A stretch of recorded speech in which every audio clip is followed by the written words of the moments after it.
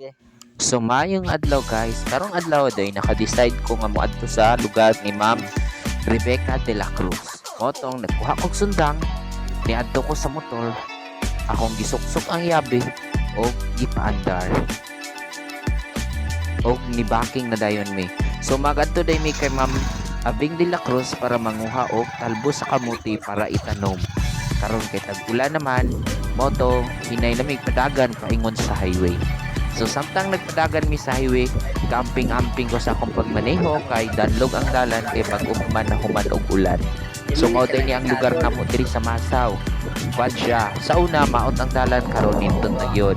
So naabot na mi sa highway ug sa dihang nagpatubil sa Amikay, basig mahotdan unya ta og gasolina samtang gabiyahe ta, kapoy kay magtuklod kay bugat kay nang motora bad siya pagyod.